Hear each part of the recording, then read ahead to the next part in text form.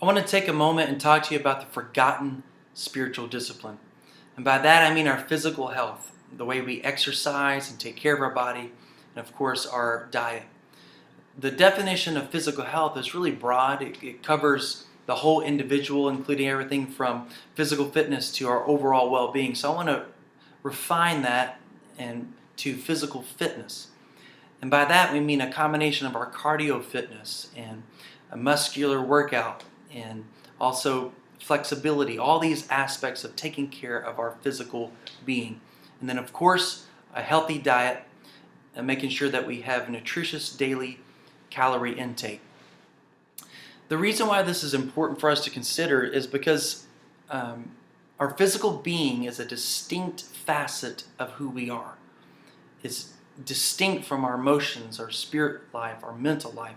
Is a distinct facet of who we are. At the same time, however, it affects our whole being.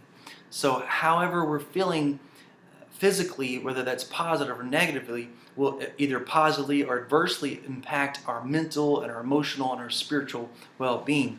Some may be reluctant and not quite understand all the ramifications of having an unhealthy physical life can have.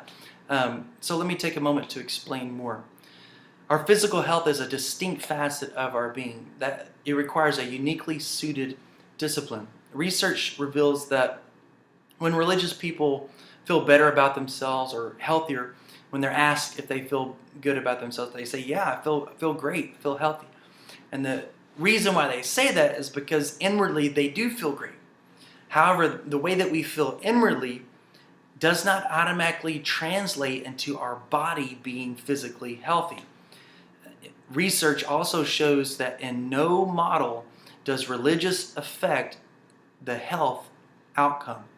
In other words, I can feel great on the inside after a great time of prayer. I can feel great emotionally and spiritually, but that's not going to necessarily help me get up a large flight of stairs. In essence, we're fooling ourselves if we think that just because I feel good on the inside, that means I'm going to be physically healthy. It's also noted that positive health effects of church attendance tend to disappear over time. And I'm wondering if we've created a culture in the church that you abstain from the things of the world, such as drinking and smoking, and your body automatically feels revitalized because you're abstaining from those type things. But yet we don't have a culture that fosters health, fosters taking care of our body and through exercise and proper diet. And as a result, over time, our body deteriorates, our health deteriorates.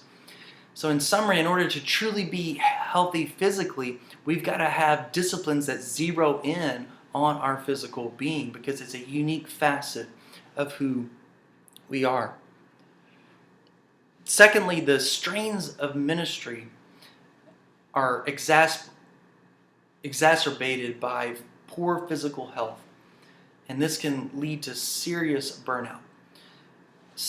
In a study of Catholic priests, they found that candidates for burnout were generally have said to have had more physical ailments and to be overweight, not get enough physical exercise or restful sleep.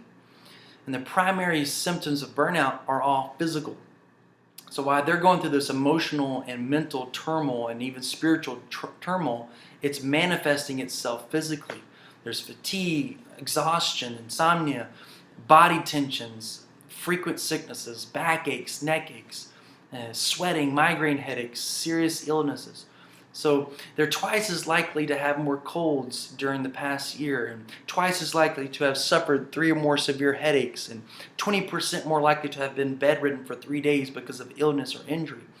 So the concluding hypothesis of this study was that burnout syndrome is associated with general ill health, and that a partial explanation may be the extent to which these priests fail to observe the basic criteria for good health. Only half exercise regularly, and even fewer are able to maintain a normal body weight. So the study reveals that if we don't take care of our bodies through physical exercise and watching our diet and eating in moderation, then it's going to adversely affect all aspects of our life and eventually affect our ministry and lead to burnout. Study also reveals that our physical, spiritual, mental, and emotional health is intertwined. We're a holistic being. Due to the poor health of these ministers, they became depressed, anxious, and ineffective in their ministry. And another separate study confirms this as well. It says that obese clergy exhibited lower emotional and physical health status than their colleagues who reported a normal body mass index. So if we don't take care of our body, it will affect our ministry and will affect all aspects of our life. But most exciting to me is that as influential leaders of our church communities, we have the opportunity to shape a culture of holistic health. Instead of just creating a culture where we abstain from things that damage our health, we can start promoting a proactive approach to physical health. So while the one study showed that religious practice and spiritual disciplines don't magically transform us physically and help us get up that flight of stairs, there is still relevance for a community of people that are spiritually sensitive and spiritually seeking to grow. That can help us, that type culture can help us also be healthier physically. Generally, when we come to church and come to Christ for the first time, we don't start off with a healthy lifestyle. We don't have healthy lifestyle behaviors, but it's improved when we become a part of a culture or a community that promotes health because of those social connections. And so spiritually, and the principles that we're learning to treat our body with respect, well, that's going to manifest, well, how do I eat? How do I exercise? How am I taking care of my body? I'm not simply abstaining, but I'm doing taking proactive measures to help my body as well. And then think about the relational aspects of a church community. We have supportive friendships. We have a community around us, cheering us on, helping us to grow. And then mentally, we're stronger. We have more of a sense of control, like we're learning through boundaries. And psychologically, we have higher self-esteem because we realize we're valued by God, we're valued by our family, the family of God. And this is what I found as well, is that when we start, if we allow ourselves to, when we start focusing on one aspect of spiritual discipline, for example, and we start growing in that area, that is going to expand itself throughout our lives. It's difficult for me to see someone that lets their body go to give credence to their discipline in other areas of their lives. Because more often than not, if one area of our life is out of control, then we're not quite as disciplined as we may think we are in other areas of our life. And think about this as well. If the health status of a minister affects the community in a great way. So if we're depressed, if we're overwhelmed, if we're burnt out, well, that's going to affect the people we're trying to lead and the people we're trying to minister to, of course. So if the poor health adversely affects the church community, how will a healthy minister affect the church community? So if a poor health gives a negative adverse effect, then perhaps we can create a culture by being healthy ourselves, working out, having a moderate diet, moderating our diet. We can create a culture to where not only are we healthy inwardly, but we're also healthy physically. There's many passages that support this biblically, but most notably is Luke 10:27. Love the Lord your God with all your heart, with all your soul, with all your strength, and with all of your mind. Have you ever considered why each facet of our being is listed here? It could have been in reaction to some of the Gnosticism of the time during the early church. And Gnostics believed that the essence of a person was a soul, comes from the divine realm, but it's fallen from the perfect immaterial realm through the levels of the material creation, becoming enmeshed and trapped in matter, which is our body. So our body was despicable, but our soul was somehow divine. And this is from David de Silva's New Testament, Introduction to the New Testament.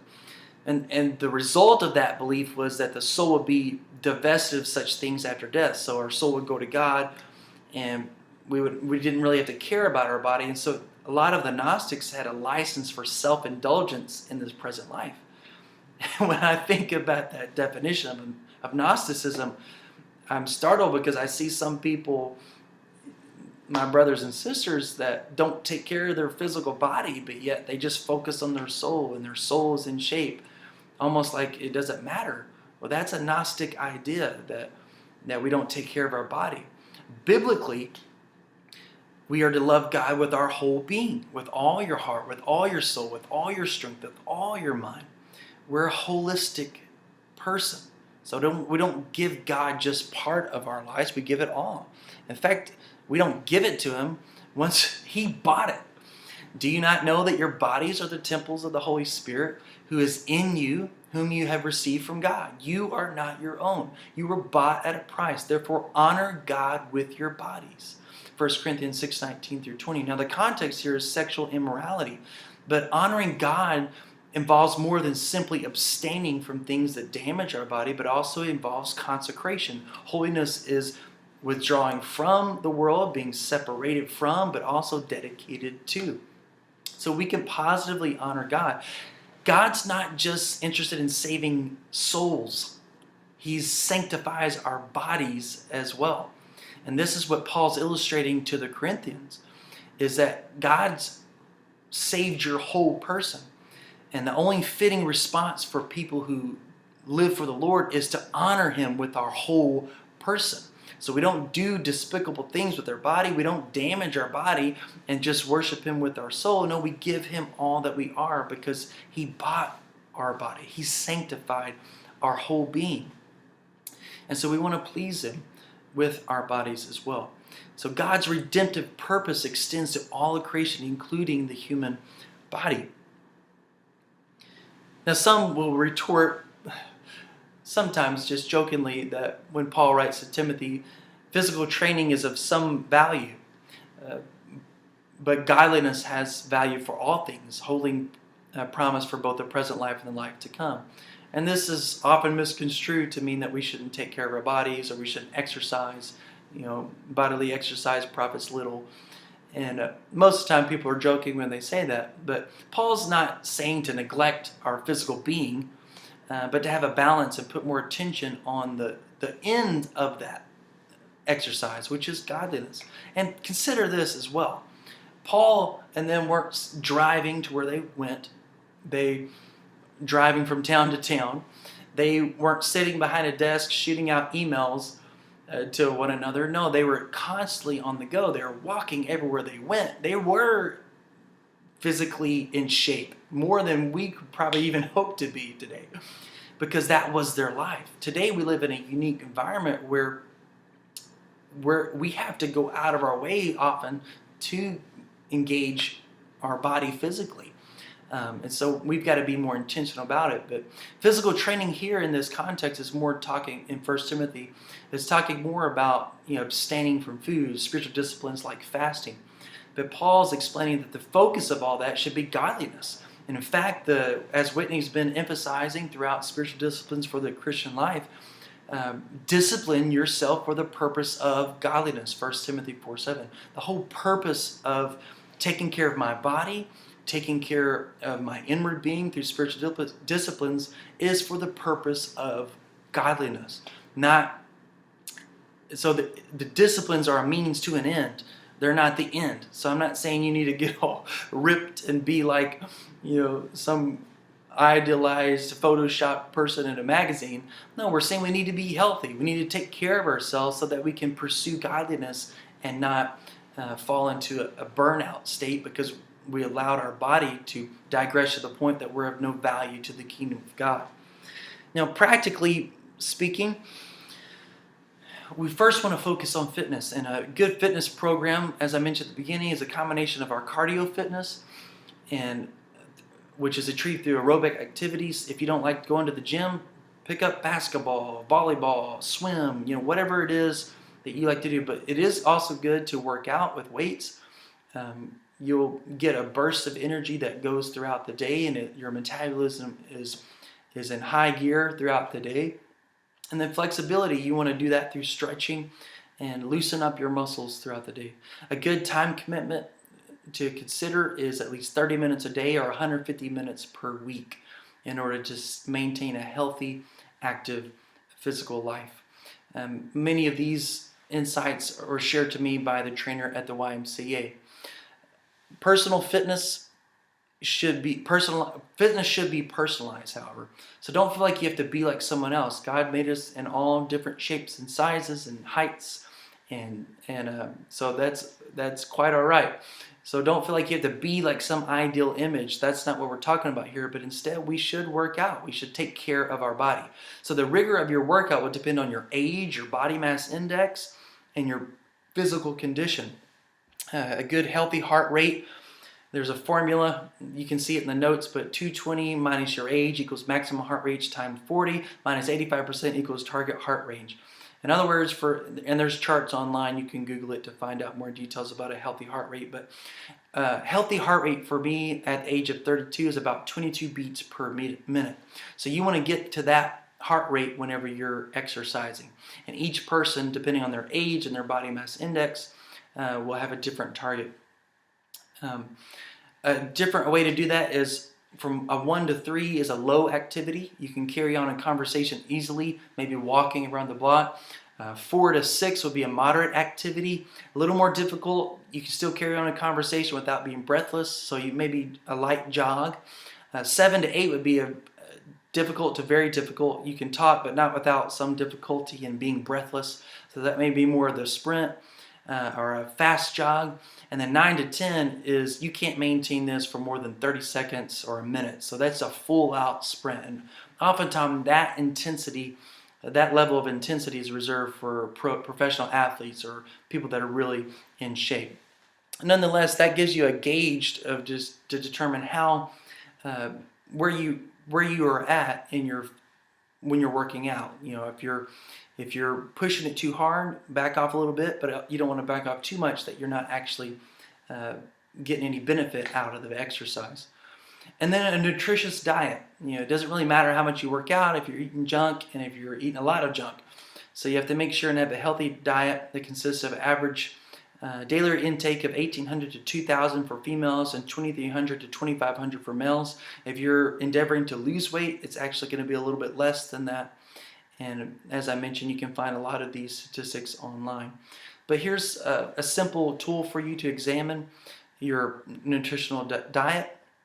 Write down everything you put in your mouth for 2 days. Try to figure out how many calories this is, and you'll probably be surprised at how many it is. Monitor your portion control. That my wife and I, every time we go out, we eat half of. We order one meal and we eat half. Part of that's to be physically conservative, but also is to watch our diet. Most of the portions that we're given are much too large. Even, you know, if you have to grab something fast food, every time you eat, try to eat a half or 3/4 of the meal as opposed to consuming the entire thing. You'll notice a big difference just doing that.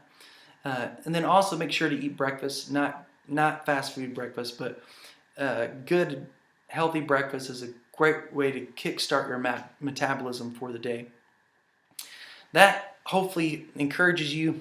Hopefully this talk has encouraged you to discipline your body and to honor God through this discipline. I want to encourage you, though, just like we've discovered through our spiritual disciplines, it's a process. So take your time, take it one step at a time, just get going with it. And I would say that a good first step would be to join your local fitness center or YMCA, something of that sort, and you'll be surprised at how willing they are to help you get on the right track. And I can attest to this, that you will feel noticeably different. Your life will be transformed when you begin to take care of your body like you have been trying to take care of your spirit throughout this course. But whenever you start taking care of your body, it takes it to a whole nother level. You feel fresh and healthy, and God is honored through that.